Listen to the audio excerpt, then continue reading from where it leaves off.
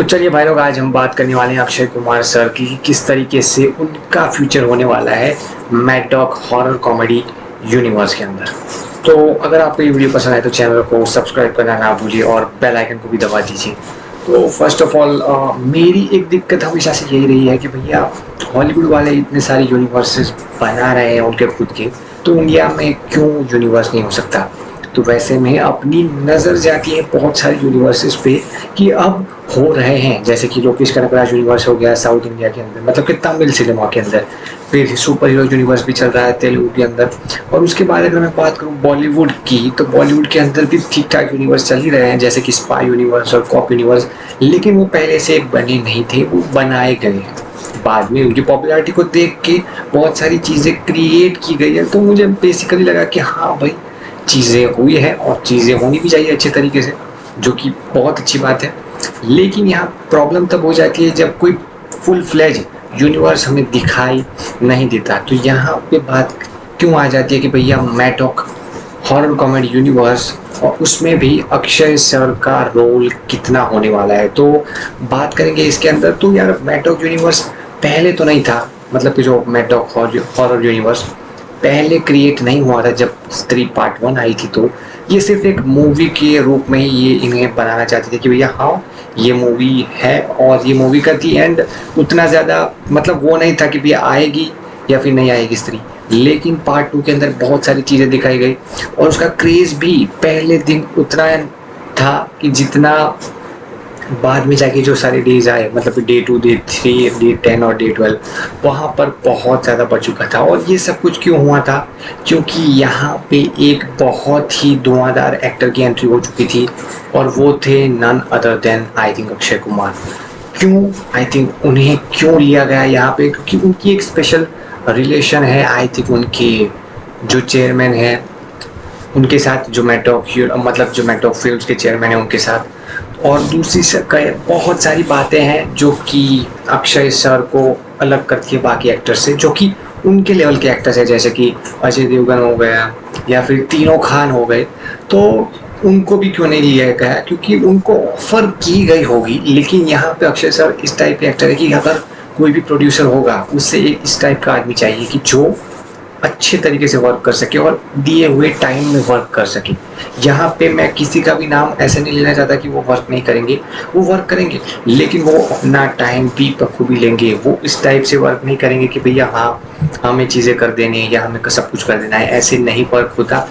पूरा टाइम देना पड़ता है, उसके बाद ही सारी की सारी चीज़ें होती हैं। और ये सारी चीज़ें देने में अक्षय सर एक बहुत ही बड़ा नाम ऊपर करके आते हैं, क्योंकि उनका नाम ही ऐसा है कि भैया हाँ चीज़ें सारी कंप्लीटली हो जाती है। तो अगर मैं बात करूँ इस मूवी के अंदर उनका क्या रोल था, तो उसको भी थोड़ा बहुत ब्रेक डाउन कर देते हैं। तो मूवी के अंदर उनका बहुत ज़्यादा रोल तो नहीं था, एज अ कैमियो ही आए थे वो, और बहुत ही ज़्यादा अच्छे वे में उनका आई थिंक सारी की सारी चीज़ें मेकअप दिखाना और उनकी उम्र भी दिखाना कि भैया वो बहुत ही उम्र वाले, मतलब कि है, क्योंकि उनको ऑफर की गई होगी। लेकिन भाई ये सफ़ेद बाल एक चीज़ लाते हैं, वो है एक्सपीरियंस, और एक्सपीरियंस की अपनी ही खुद की वैल्यू होती है, जो कि बहुत ही ज़्यादा अच्छी लाइन है।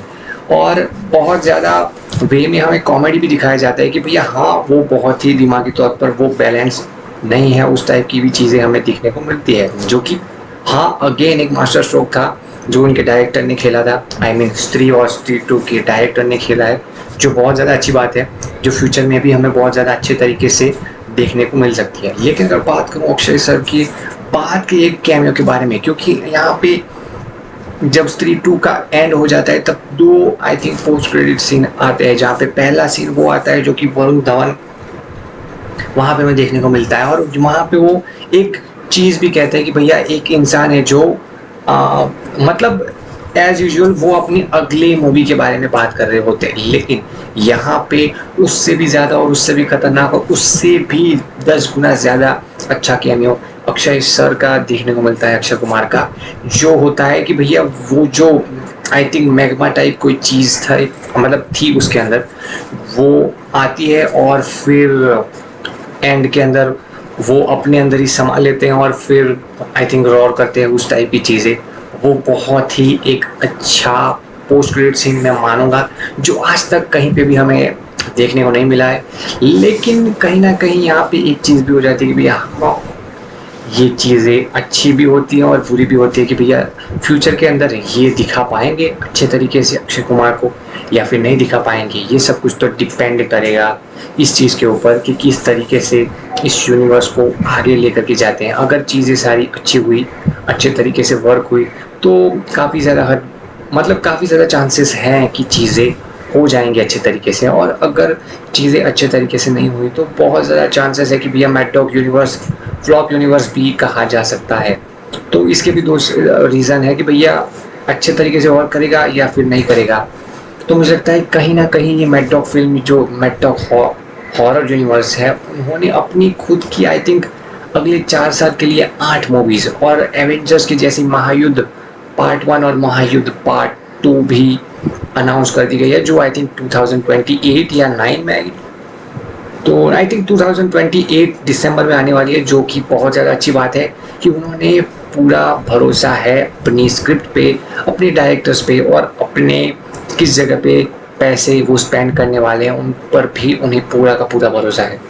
तो अगर मैं बात करूँ इस mad dog film mad dog horror universe का कंपैरिजन आई थिंक एवेंजर्स के साथ करूँ तो कुछ गलत नहीं होगा, क्योंकि यहाँ पे ऑलरेडी उनके जो प्रोड्यूसर हैं वो ऑलरेडी अक्षय कुमार को थैनोस बता चुके हैं। तो थैनोस किस वे में, तो इसके बारे में हम और भी ज़्यादा चर्चा करते हैं कि भैया अक्षय सर वैसे तो उस मूवी के अंदर एकदम लल्लू टाइप लगते हैं, मतलब वो मेंटली अनबैलेंस्ड है, वो उनका मानसिक संतुलन पूरा का पूरा हिला हुआ है और वो कॉमेडी के तौर पे भी बहुत ज़्यादा अच्छे वे में दिखते हैं। लेकिन जब हमें पता चलता है कि जब वो सर कट्टा था वो ऐसे ही नहीं जाने वाला था, क्योंकि इन सबको तो कुछ मालूम ही नहीं था, जो राजकुमार और बाकी सब जो लोग होते हैं वो खुद स्त्री को भी कुछ ज़्यादा नहीं मालूम था।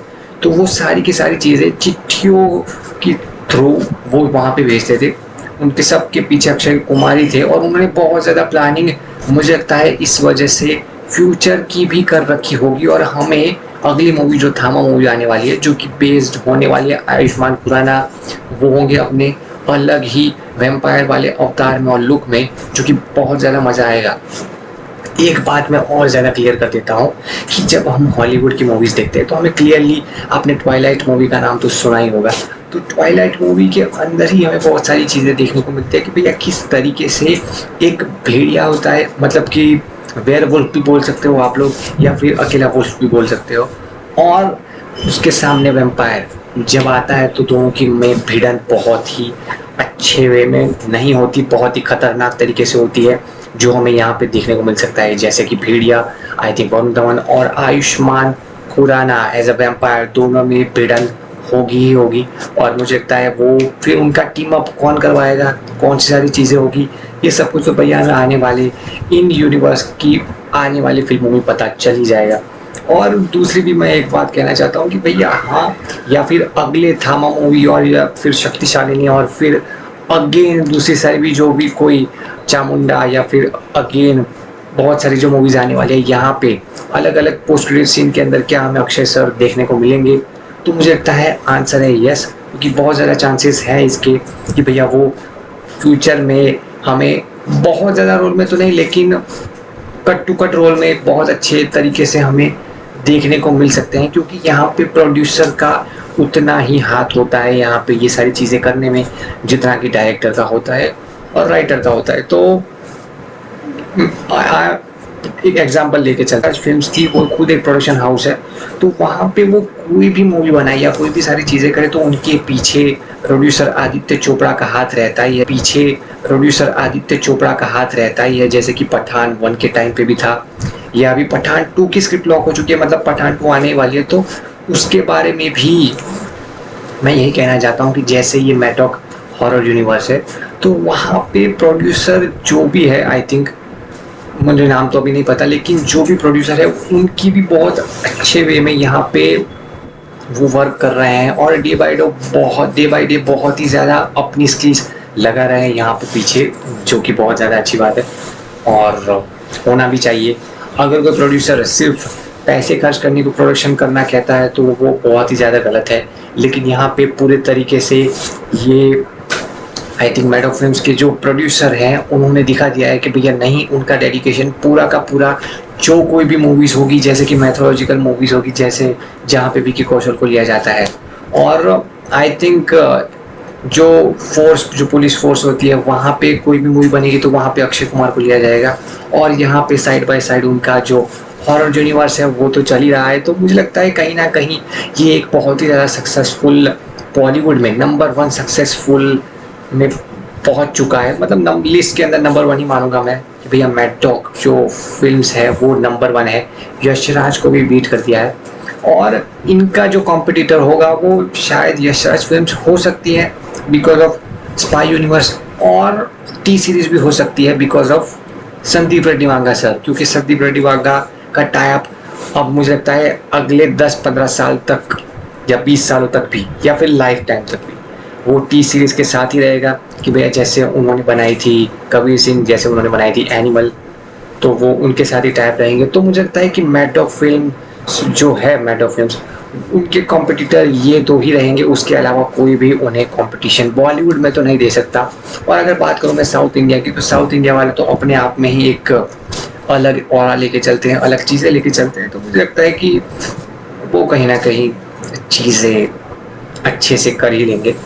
और अगर दूसरी बात करूँ मैं, बहुत सारी चीज़ें इम्पोर्टेंट होती है, जैसे कि अक्षय सर के लिए भी बहुत सारी चीज़ें फ्यूचर के अंदर इम्पोर्टेंट होगी कि भैया वो किस तरीके से दिखाया जाएगा। अगर यहाँ पे उन्हें थैनोस कहा जाता है तो थैनोस को अच्छे वे में दिखाया भी गया था इन्फिनिटी वॉर के अंदर, जहाँ पे उन्हें थोड़ा बहुत दिखाया गया था कि वो करना तो नहीं चाहते लेकिन उन्हें काफ़ी चीज़ें करनी पड़ती है। तो कहीं ना कहीं प्रोड्यूसर ने अगर थैनोस बोला है अक्षय कुमार को, तो मुझे लगता है कि कोई ना कोई वजह ज़रूर रही होगी कि भैया ये सारी चीज़ें करना तो नहीं चाहते लेकिन कुछ ना कुछ वजहों से उन्हें ये सारी चीज़ें करनी पड़ती है। तो भाई okay, it's okay, no problem.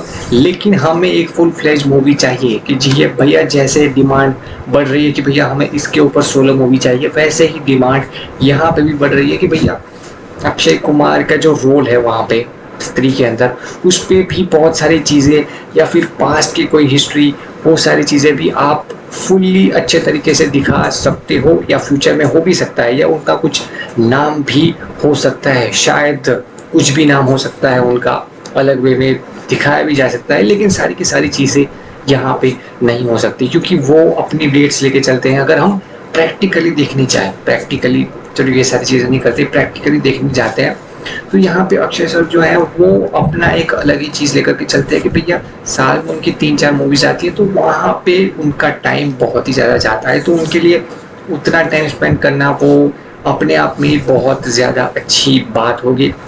लेकिन जहाँ पे मैं बात करूँ कैमियो देने की या फिर थोड़ा बहुत रोल करने की, जिसको कैमियो ही बोला जाएगा, तो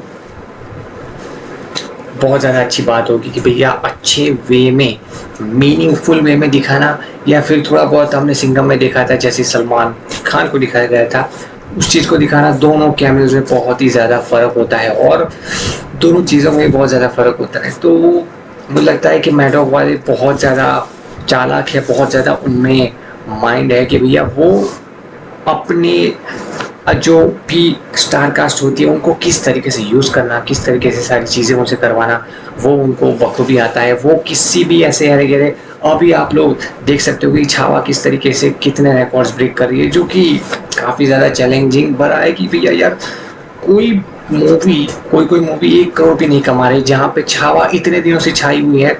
वर्ल्ड वाइड उसने 600 करोड़ भी पार कर लिए है और मुझे लगता है कि लाइफ टाइम वो 800 या 900 तक भी पहुँचेगी, जो कि अपने आप में एक बहुत ही बड़ा, आई थिंक शायद 700 करोड़ हो चुके हैं, तो लाइफ टाइम मुझे लगता है 900 करोड़ तक पहुँच ही जाएगी, जो कि बहुत ही अच्छा रिकॉर्ड है। बहुत ही, मैं तो कहूँगा ये एक रीज़न हो सकता है कि भैया मराठा एम्पायर की जो हिस्ट्री पे जो मूवीज़ बनेगी वो भी काफ़ी ज़्यादा शानदार होगी। तो नो डाउट बहुत ही अच्छे वे में आप दिखा सकते हो, बहुत ही कूल चीज़ें कर सकते हो, इसकी वजह से हमें देखने में बहुत ही ज़्यादा मज़ा आता है। तो भैया हाँ, सारी चीज़ें करने में मज़ा आएगा और एक डेडिकेशन के साथ मैड डॉग फिल्म्स वाले अपनी मूवीज़ को बनाते हैं, अपने मूवीज़ को अच्छे तरीके से दिखाने का ट्राई करते हैं, जो कि बहुत ज़्यादा अच्छी बात है। लेकिन कहीं ना कहीं मुझे लगता है कि कुछ ना कुछ चीज़ें जो है वो गड़बड़ी भरी हो सकती हैं। क्यों गड़बड़ी भरी हो सकती है? क्योंकि बहुत सारी चीज़ें हैं जो अच्छे वे में नहीं दिखाई जाती। जहाँ पे मैं बात कर रहा हूँ कि भैया भूल भुलैया की, तो भूल भुलैया के अंदर पार्ट 1 के अंदर जो लेगेसी ये छोड़ करके गए थे, मतलब कि अक्षय कुमार जो लेगेसी उन्होंने छोड़ी थी, चलो बात करते हैं थोड़ी बहुत भूल भुलैया पार्ट 1 की भी, कि भैया हाँ वो एक मूवी ऐसे ही कोई मूवी नहीं रही है जहाँ पे उनका कैरेक्टर वहाँ पे देख लो कि वो स्टार्टिंग में इंट्रोड्यूस ही नहीं किया जाता। वो सब कुछ माइंड गेम खेलते हैं प्रियदर्शन सर। स्टार्टिंग में सारी चीज़ें दिखाई जाएंगी कि भैया किस तरीके से एक भूत बंगला हो, मतलब एक महल होता है जहाँ पे बहुत सारी चीज़ें करी गई होती है। वो आई थिंक बहुत सारे लोग वहाँ पे जाने से भी डर रहे होते हैं, लेकिन कुछ लोग जाते हैं। वहीं पे ही एक आता है यहाँ पे सेकंड लीड कैरेक्टर जो कि सिद्धार्थ नाम होता है उसका। वो अपने आप में इन सब चीज़ों में बिलीव नहीं करता क्योंकि वो अमेरिका से आया हुआ होता है। और हाँ, बहुत सारे जो पढ़े लिखे लोग होते हैं वो इन सब में बिलीव नहीं भी करते और वो वहाँ पे रहने की जिद करने लगता है। तो सारे के सारे जो लोग होते हैं वो वहाँ पे आ जाते हैं रहने के लिए। और वहाँ पे आने के बाद तब चीज़ें स्टार्ट होना चालू होती है कि भैया एक्टिविटी हो रही है, एक्टिविटीज़ बहुत ज़्यादा बढ़ रही है। वहाँ पे जा रहे हैं तीसरी मंजिल पे, तो तीसरी मंजिल पे आवाज़ भी सुनाई दे रही है और सारी चीज़ें भी हो रही है। तो हाँ, ये सारी चीज़ें हो रही है, बहुत ही अच्छे वे में हो रही है, तो मतलब बहुत ही बुरे वे में हो रही है। एंड में फिर जब अराउंड मतलब कि इंटरवल से पहले, एग्जैक्ट पहले या इंटरवल के बाद एंट्री होती है अक्षय कुमार सर की, और बहुत ही अच्छे वे में कि जहाँ पे वो महाकुंभ मतलब कि कुंभ मेले में जाकर ही आए होते हैं। और जहाँ पे अभी भी कुंभ मेला चल रहा है जो बहुत ही अच्छी बात है। तो कुंभ में जाके आए होते हैं, वहीं से उनकी स्टार्ट होती है कि भैया एक एनर्जेटिक पर्सन है, वो खुद एक चीज़ चला के आए। वो भले ही एक साइकेट्रिस्ट है लेकिन उन्हें चैलेंजेस लेना भी बहुत ज़्यादा अच्छा लगता है। तो वो वहाँ पे जाते हैं और तभी एक इंसिडेंट हो जाता है वहाँ पे। तो उन्हें एनालिसिस भी करना चालू कर देते हैं कि भैया किसने ये सारी चीज़ें की है और किसकी मेंटालिटी बहुत ज़्यादा ख़राब है, मेंटल हेल्थ बहुत ज़्यादा ख़राब है। ये सारी चीज़ें भी दिखाई जाती है। तो उसके बाद वो कॉमेडी वे में हमें बहुत ही अच्छे तरीके से थ्रिल दिखाया गया है, हॉरर दिखाया गया है। तो भूल भुलैया 1 इसीलिए एक कल्ट फॉलोइंग भी गेन कर रही है कि भैया किस तरीके से भूल भुलैया 1 है वो बहुत ज़्यादा अमेजिंग है। और आगे की स्टोरी की बात करूँ तो आगे भी बहुत ज़्यादा चीज़ें होती है, बहुत कुछ हमें देखने को मिलता है जो कि कहीं ना कहीं बहुत अच्छे वे में हमें लगता है कि हाँ यार, बहुत सारी चीज़ें थी जो कि कुछ अलग हो सकती थी, लेकिन कोई डाउट नहीं, कोई कुछ भी फ़र्क नहीं पड़ता। यहाँ पे भूल भुलैया 2 में कौन आया, भूल भुलैया 3 में कौन आया, वो कोई भी मैटर नहीं करता। लेकिन जब बात आती है भूत बंगला की, तो भूत बंगला में अगेन वहाँ पे हमें भूल भुलैया वाले ही 2 कैरेक्टर्स देखने को मिलने वाले हैं, जो कि है अक्षय कुमार एज एक्टर और प्रोड्यूसर और एज अ डायरेक्टर प्रियदर्शन। तो देखना ये बहुत ज़्यादा अमेजिंग हुआ कि भैया ये उस वाले ज़माने को वापस से क्रिएट कर पाते हैं या फिर नहीं कर पाते। मुझे लगता है शायद कर पाएंगे और बहुत ही अच्छे वे में करेंगे। क्यों अच्छे वे में करेंगे? क्योंकि उन्हें आता है इस तरीके से करना कि भैया किस तरीके से उन्हें अपनी चीज़ें दिखानी है वो उन्हें अच्छे तरीके से आता है। और इस टाइप की चीज़ें बहुत ही अच्छे वे में ही करनी पड़ती हैं, क्योंकि जो ये प्रियदर्शन सर है वो आज से नहीं बल्कि 1990 से, मतलब 1990 जो 91 भी नहीं 90 तब से मूवीज़ करते हुए आ रहे हैं एज असिस्टेंट डायरेक्टर। तो उनको एक चीज़ पता होती है और वो तब से डायरेक्टर हैं। वो आजकल के डायरेक्टर नहीं है कि भैया 2000 में आ गए या 2010 में आ गए, नहीं। उन्हें प्रॉपर अपना टाइम लिया है, उनको प्रॉपर पता है कि कॉमेडी मूवीज़ में कॉमिक टाइमिंग भी बहुत ज़्यादा इंपॉर्टेंट होती है। तो hats off to Priyadarshan sir, बहुत ज़्यादा अच्छी बात है। तो भैया हाँ, बहुत सारी चीज़ें हैं जो कि हमें यहाँ पे मैड डॉग हॉरर यूनिवर्स में भी हम एक्सपेक्ट कर रहे हैं। मतलब कि बहुत ज़्यादा हमें लगा रखी है चीज़ें कि भैया हाँ, हमें अक्षय सर से ये सारी चीज़ें तो चाहिए ही चाहिए। जैसे कि उस टाइप की कॉमेडी, भले ही वो विलन के तौर पे हमें दिखाए गए हो, लेकिन हमें उस टाइप की कॉमेडी चाहिए जो हमें उनकी मूवीज़ में देखने को मिलती है। जैसे कि गरम मसाला हो गया, खट्टा मीठा हो गया, हेरा फेरी हो गया, फिर हेरा फेरी हो गया, या फिर और भी आवारा पागल दीवाना, दीवाने हुए पागल। उस टाइप की कॉमेडी हमें कंटिन्यूसली अक्षय सर की कैरेक्टर से हमें चाहिए ही चाहिए, भले वो विलन भी क्यों ना हो। विलन थोड़ी बहुत कॉमेडी कर भी सकता है क्योंकि आफ्टर ऑल ये कंप्लीट हॉरर यूनिवर्स नहीं है। यहाँ पे मैं डिफरेंस आपको समझा देता हूँ हॉरर यूनिवर्स और हॉरर कॉमेडी यूनिवर्स में। ये हॉरर यूनिवर्स ऐसा होता है कि भैया आपने कॉन्जरिंग नाम तो सुना ही होगा, जो हॉलीवुड में बना जाता है। उनके बहुत सारे पार्ट्स भी आ चुके हैं। 2013 में उनका फर्स्ट पार्ट आया था, आई थिंक कॉन्जरिंग पार्ट 1 करके, लेकिन वो बहुत ज़्यादा सुपरहिट हुआ था। कल्ट फॉलोइंग उसकी आज तक है। बहुत सारे, मैं खुद भी कॉन्जरिंग पार्ट 1 और पार्ट 2 का, मतलब स्पेशली पार्ट 1 जो बहुत ज़्यादा अमेजिंग था, वहाँ पे उसको हॉरर यूनिवर्स बोलते हैं, जहाँ पे द नन भी आती है और दूसरी सारी चीज़ें भी आती है। मतलब हाँ, बहुत सारी फिल्म्स हैं उनकी, अराउंड 7-8 मूवीज़ तो बनी चुकी होगी।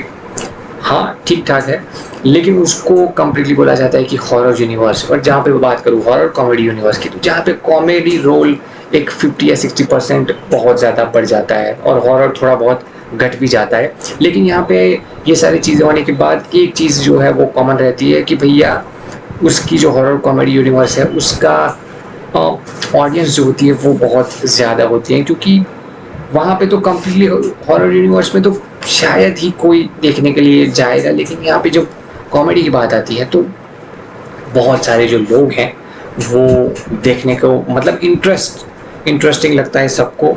और जहाँ पे मैं बात करूँ कॉमेडी, मतलब हॉरर कॉमेडी फिल्में बनाना, वो साउथ इंडिया ने भी बहुत ज़्यादा इम्प्रूव कर दिया है इनकी सक्सेस को देख के कि भैया हाँ, अगर स्त्री टू इतना कर सकती है तो हम क्यों नहीं कर सकते। तो वो भी पैन इंडिया बना रही है इस चीज़ को लेकर के।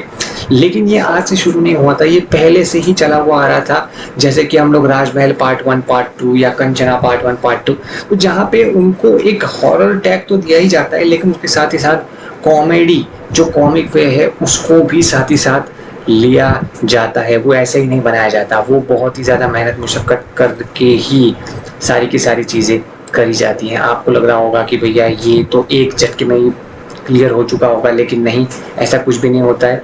बहुत सारी चीज़ें हैं जो कि इनके पीछे लगी हुई होती है, जो बहुत ज़्यादा काफ़ी हद से अच्छी भी लगती है या फिर बुरी भी लगती है। लेकिन आफ्टर ऑल ये सब कुछ तो, हाँ, अगर आप कोई यूनिवर्स चला रहे हो तो मतलब करना ही पड़ता है किसी भी प्रोड्यूसर को। तो दूसरी मैं बात यही कहूँगा ये मैडॉक फिल्म्स के बारे में कि यार ये अच्छे वे में यूज़ करना और अच्छे वे में ना यूज़ करना दोनों बहुत ही अलग अलग फैक्टर होते हैं। और जहाँ पे ये अक्षय सर का जिस तरीके से यूज़ किया जा रहा है यहाँ पे, वो बहुत ही ज़्यादा इम्प्रेसिव है। और अगेन इनकी जो अगली मूवीज आने वाली है यहाँ पे यूज़ किस तरीके से किया जाएगा वो तो मुझे नहीं पता, क्योंकि हर एक जो मूवी होती है, जैसे कि स्त्री पार्ट 1 के अंदर विलन कोई और था, खुद स्त्री ही विलन के तौर पे यहाँ पे दिखाई गई थी। जहाँ पे श्रद्धा कपूर स्त्री नहीं होती, वो होती ही नहीं है, वो एक छलावा टाइप होती है। तो ठीक है, वो हमें पार्ट 2 के अंदर पता चलता है उस चीज़ के बारे में। और जहाँ पे पार्ट 2 की बात करूँ मैं, स्त्री पार्ट 2 के अंदर, तो वहाँ पे जो सरकट्टा होता है, जो अलग विलन होता है, तो उसको एज अ विलन दिखाया गया है, तो वो भी एक अच्छी बात है, नो डाउट अच्छे वे में आप बोल सकते हो। लेकिन जहाँ पे मैं बात करूँ उनकी अलग अलग मूवीज़ के बारे में, जैसे कि उस यूनिवर्स की तो थोड़ी ये मूवीज़ आई है, मतलब कि जहाँ पे मुंजिया की बात करूँ तो मुंजिया एक इस टाइप की मूवी है जहाँ पे खुद मुंजिया ही विलन है।